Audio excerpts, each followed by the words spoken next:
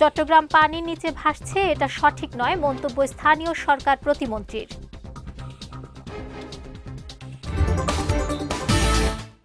এবং বাঁশখালীতে বিপুল পরিমাণ ইয়াবাসহ ৩ কারবারি গ্রেফতার।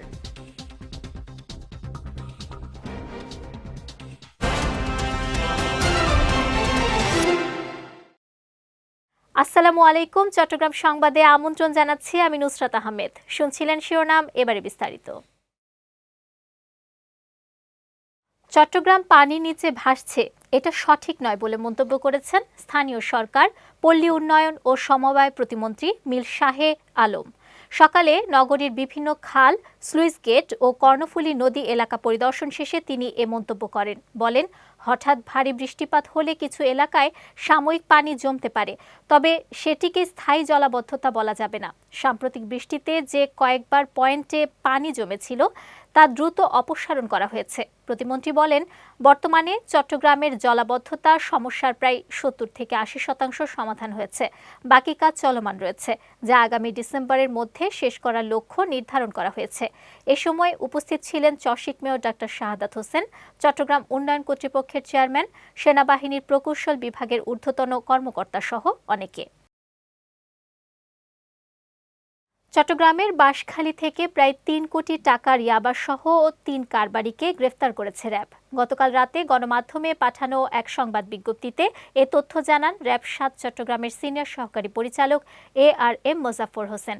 বিজ্ঞপ্তিতে বলা হয়, মাদক পরিবহনের গোপন সংবাদের ভিত্তিতে গতকাল বিকেলে বাঁশখালী মহিলা ডিগ্রি কলেজের সামনে একটি অস্থায়ী চেকপোস্ট বসিয়ে গাড়ি তল্লাশি করে র্যাব। এ সময় একটি সিএনজিতে তল্লাশি চালিয়ে ১ লাখ পিস ইয়াবাসহ ৩ কারবারিকে গ্রেফতার করা হয়। একই সঙ্গে মাদক পরিবহনে ব্যবহৃত সিএনজিটিও জব্দ করে র্যাব। পরে জব্দকৃত আলামতসহ গ্রেফতারকৃতদের বিরুদ্ধে প্রয়োজনীয় আইনগত ব্যবস্থা নেওয়া হয়। চট্টগ্রামের কর্ণফুলীতে অতিবৃষ্টিতে দেয়াল ধসে চাপা পড়ে দেলোয়ারা বেগম নামে এক বৃদ্ধার মৃত্যু হয়েছে।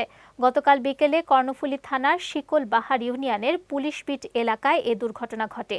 সকালে বিষয়টি নিশ্চিত করে চমেক হাসপাতাল পুলিশ ফাঁড়ির ইনচার্জ নুরুল আলম আশেক বলেন, অতিবৃষ্টির কারণে রাস্তার পাশের একটি দেয়াল হঠাৎ ধসে পড়ে। এ সময় পথচারী দেলোয়ারা বেগম ওই দেয়ালের নিচে চাপা পড়ে গুরুতর আহত হন।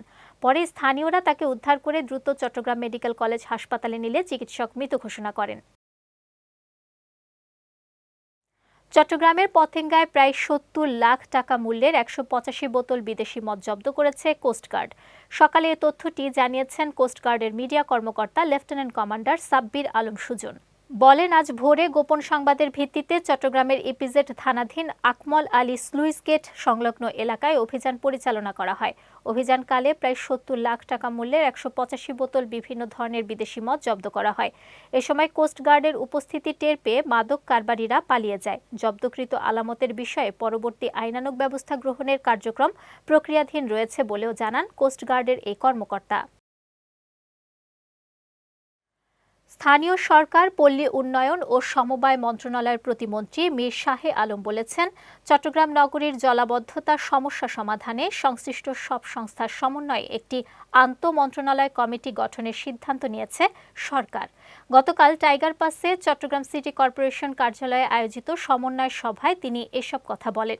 প্রতিমন্ত্রী বলেন, চলমান খাল সংস্কার প্রকল্পের কারণে কিছু জায়গায় পানি প্রবাহে বাধা তৈরি হলেও দ্রুত তা অপসারণের নির্দেশ দেওয়া হয়েছে। আগামী ৫ দিনের মধ্যে সকল ধরনের প্রতিবন্ধকতা সরিয়ে খালের পানি প্রবাহ সচল করা হবে এবং বর্ষার পর পুনরায় স্থায়ী অবকাঠামো নির্মাণ করা হবে। এদিকে চট্টগ্রাম সিটি কর্পোরেশনের মেয়র ডাক্তার শাহাদাত হোসেন বলেছেন, গত ১ বছরে সমন্বিত উদ্যোগের মাধ্যমে নগরের জলাবদ্ধতা ৫০ থেকে ৬০% কমানো সম্ভব হয়েছে। চলমান প্রকল্পগুলো শেষ হলে তা আরও ৭০ থেকে ৮০% উন্নীত হবে বলে আশা প্রকাশ করেন তিনি।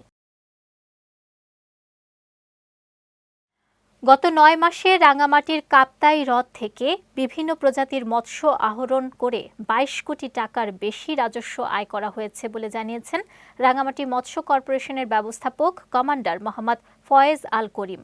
তিনি জানান, গত বছরের তুলনায় এবছর হ্রদে মাছের উৎপাদন অনেক বেশি হয়েছে। গত ৯ মাসে কাপ্তাই হ্রদ হতে বিভিন্ন প্রজাতির 10 মেট্রিক টন মাছ আহরণ করা হয়েছে, যার পাইকারি বাজার মূল্য 22 কোটি টাকার বেশি। তিনি আরও জানান, আগামী 6 মে হ্রদে মাছের পোনা ছাড়া হবে।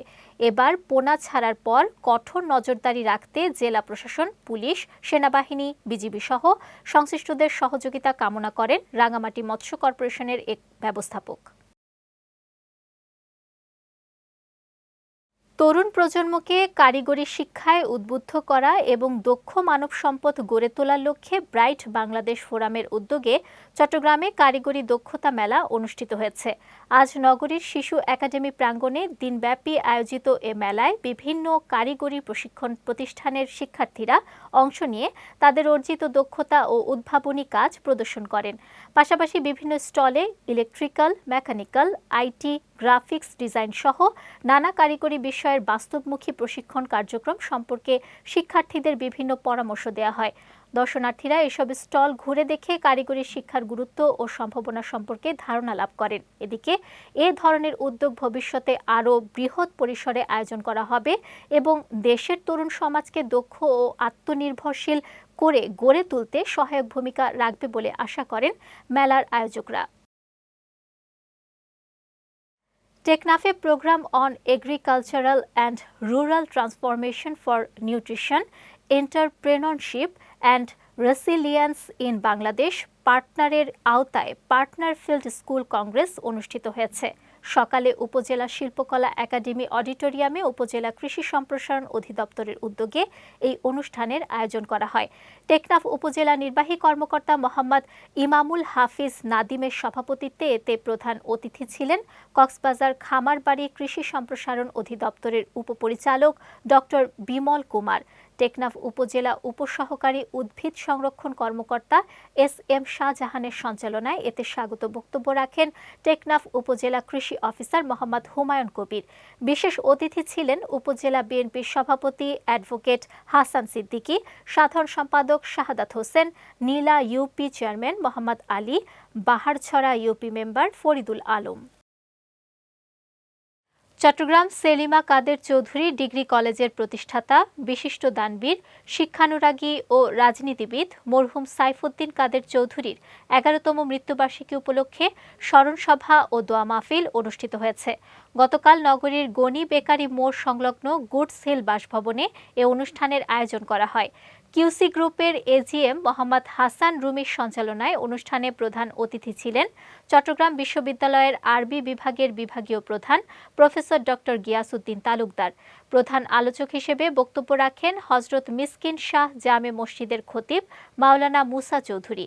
এছাড়া আরও উপস্থিত ছিলেন রাজনীতিবিদ আবু জাফর চৌধুরী, কিউসি গ্রুপের নির্বাহী পরিচালক এজেএম ইকবাল হাসান, রাজনীতিবিদ ফিরোজ আহমদ মেম্বার, গহিরা কলেজ ছাত্রদলের সাবেক সভাপতি জুয়েল চৌধুরী, যুবদল নেতা শাহজাহান সাহিল, শিক্ষক মাওলানা আনিসুর রহমান, অধ্যাপক মহিউদ্দিন কামাল মিয়া, এনামুল হক, ছাত্রনেতা গোলাম কিবরিয়া ও নিজামুদ্দিন ও মরহুমের 2 পুত্র শাহাদাত কাদের চৌধুরী ও সাকিব কাদের চৌধুরী সহ পরিবারের সদস্যরা। চট্টগ্রামে 11 মাঝি নিয়ে ফিশিং বোট জান্নাত নিখোঁজের 3 মাস 13 দিন পরও কোনো খোঁজ না পাওয়ায় মানববন্ধন করেছে নিখোঁজ মাঝি কবিরের পরিবার। দুপুরে নৌপুলিশ থানার সামনে এ কর্মসূচি অনুষ্ঠিত হয়। এতে নিখোঁজের পরিবার অভিযোগ করে বলেন, নৌকায় চোরাই পণ্য বহনের অস্বীকৃতি জানানো কারণে কবিরকে মুঠোফোনে হুমকি দেয়া হয়। এরপর থেকে ওই ফিশিং বোট সহ 11 মাঝি নিখোঁজ রয়েছে। মানববন্ধনে নিখোঁজদের উদ্ধারে সংশ্লিষ্ট কর্তৃপক্ষের প্রতি আবেদন জানানো হয়। পাশাপাশি নৌপুলিশ থানায় অভিযোগ করে নিখোঁজের পরিবার। এদিকে বিষয়টির সত্যতা স্বীকার করেছেন নৌপুলিশ থানার ভারপ্রাপ্ত কর্মকর্তা মিজানুর রহমান। চট্টগ্রাম সংবাদ শেষ করার আগে শিরোনামগুলো দেখে নিচ্ছি আরও একবার।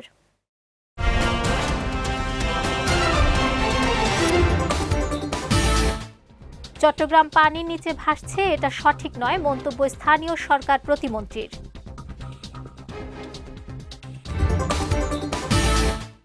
এবং বাঁশখালীতে বিপুল পরিমাণ ইয়াবাসহ 3 কারবারি গ্রেফতার।